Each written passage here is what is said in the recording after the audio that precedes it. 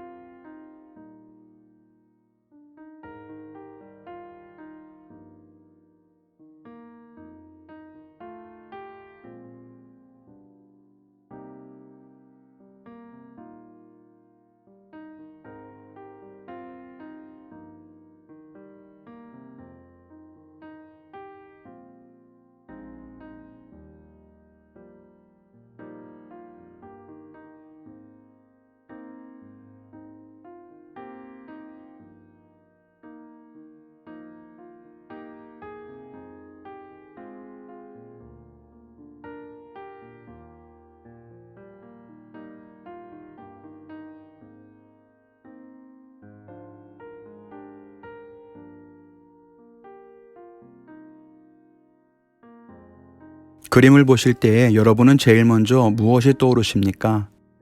우리는 물에 빠져 물속에 가라앉아 있고 예수님이 그 수면 위에 서서 우리를 건지시기 위해 손을 내미시는 그런 모습이죠.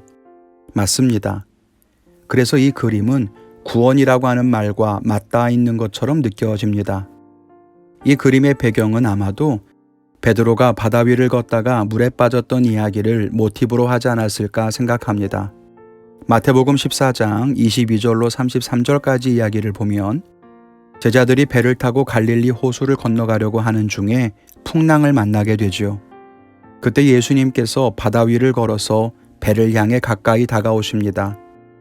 제자들이 놀랐죠. 베드로가 예수님께 말합니다. 정말 주님이시면 나에게 물 위로 걸어오라고 명하십시오. 그리고 베드로는 예수님의 말씀을 듣고 정말 바다 위로 뛰어듭니다. 그랬더니 바다 위를 걷게 되었다는 거예요. 놀라운 일이죠.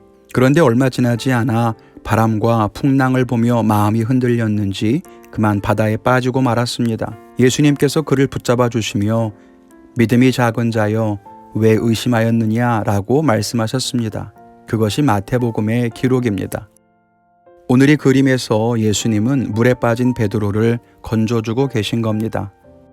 함께 그림을 묵상하면서 은혜를 나누기를 원합니다. 첫째는 우리의 믿음 없음을 회개하자는 것입니다.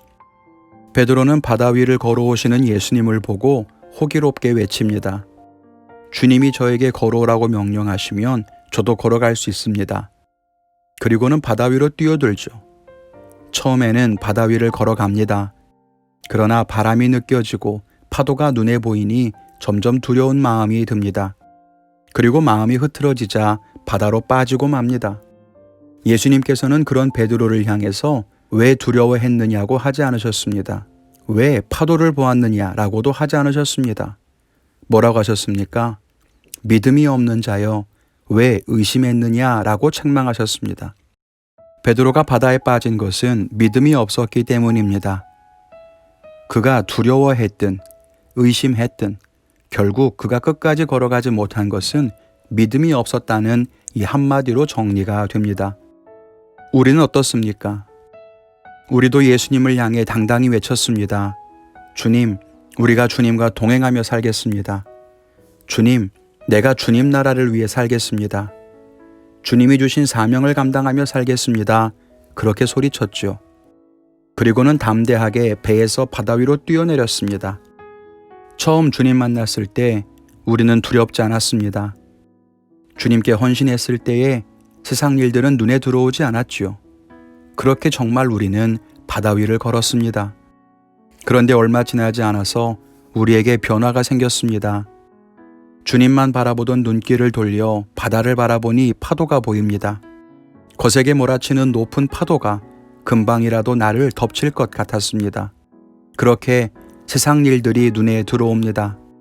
젊었을 때 주님께 물질을 드리기 아까워하지 않았는데 결혼하고 나니 자녀들 교육비가 먼저 생각이 나고 나이가 들어가면서 노후에 손 벌리지 않고 살려면 돈을 쥐고 있어야 할 것 같이 느껴집니다. 그리고 돈이 무서워지죠. 믿음을 지키느라고 세상 사람들이 다 나를 공격하고 또 내 믿음을 공격할 때 정말 내가 끝까지 이렇게 외롭게 살아야 하나 의심이 듭니다. 세상살이가 바빠서 정신이 없고 밥 먹고 살기에도 여유가 없습니다. 그렇게 우리는 많은 세상 걱정과 염려에 치이고 분주하고 시급한 일들을 처리해 갑니다. 그렇게 예수님이 아니라 파도를 보고 바람을 보면서 바다 위를 걷기는커녕 점점 바다 아래로 가라앉아 가는 것입니다. 우리는 주님께 이렇게 말합니다. 주님, 제가 좀 바빴습니다. 주님, 제가 좀 외로워서 그랬습니다. 주님, 제가 이제 지쳤습니다. 주님, 가족을 먹여 살리다 보니, 일을 해야 하다 보니, 내 꿈과 계획을 위해 열심히 살다 보니 그랬습니다. 라고 말합니다. 그때 주님이 말씀하십니다. 믿음이 없는 자여, 왜 의심하였느냐? 맞습니다. 두려움과 염려는 믿음이 없는 모습이요, 의심하는 것과 같습니다. 세상 일에 치여 바쁘게 사느라 주님을 보지 못하는 것, 그게 믿음이 없는 겁니다. 앞날에 대한 염려 때문에 인색해지고 세상 걱정에 마음의 평강을 잃어버리는 것, 그게 믿음이 없는 겁니다. 우리의 모습이 베드로의 모습과 같지요. 그렇게 우리는 믿음으로 바다를 건너던 은혜를 잃어버린 채 점점 바다에 빠져갑니다. 두려움의 바다, 세상 걱정의 바다, 생계에 대한 염려의 바다, 건강에 대한 조바심의 바다, 관계로 인한 분노의 바다, 원망과 불평의 바다에 빠집니다. 낙심과 절망의 바다에 빠지는 사람도 있고 괴로움과 피로의 바다에 빠지는 사람도 있습니다. 우리가 빠진 바다가 무엇이든 그 바다에 빠진 이유는 한 가지, 믿음이 없기 때문은 아닙니까? 오늘 우리가 베드로의 모습을 보면서 또 주님의 음성을 들으면서 우리의 믿음 없음을 회개하기를 원합니다. 요즘 한국 교회의 모습을 보면 안타깝기 그지없습니다.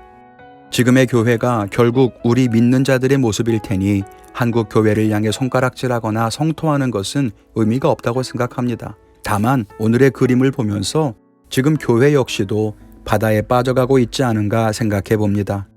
처음에는 주님의 도우심으로 성장했고 부흥했고 사회 곳곳에 복음을 전하며 능력을 행했었는데 이제는 세상 속에 있는 동안 세상을 닮아가고 스스로 믿음을 잃어가고 점점 바다에 빠진 것 같습니다. 익수자를 구해야 할 사명을 가진 교회가 오히려 바다에 빠져 허우적대는 형국입니다. 믿음을 잃었기 때문은 아닐까요? 바람과 파도를 보느라 예수님을 바라보지 못했기 때문은 아닐까요? 우리가 우리의 믿음 없음을 회개할 수 있으면 좋겠습니다. 둘째는 하나님의 구원을 믿으라는 것입니다. 오늘 이 그림의 중앙에는 예수님의 손이 자리 잡고 있습니다. 그 손은 우리를 건지기 위해서 바닷속으로 들어오고 있지요. 그 손을 중심으로 이 그림이 나선형 혹은 동심원을 그리는 것처럼 보이지 않습니까? 예수님의 손을 중심으로 모든 것이 돌아가는 것처럼 보여요. 그런데 이 나선형 무늬가 굉장히 역동적으로 보인다는 겁니다. 힘이 느껴지지요. 이 그림을 볼 때 저는 요즘 우리나라를 지나갔던 태풍의 사진이 떠오르더라고요. 태풍의 모습은 태풍의 눈을 중심으로 해서 반시계 방향으로 마치 나선을 그리는 것처럼 보이지요. 이 구조가 강력한 것은 모든 것을 그 중심에 빨아들이는 힘 때문입니다. 그런데 태풍의 한가운데 태풍의 눈은 고요하다고 하지요. 오늘 이 그림도 저에게는 그랬습니다.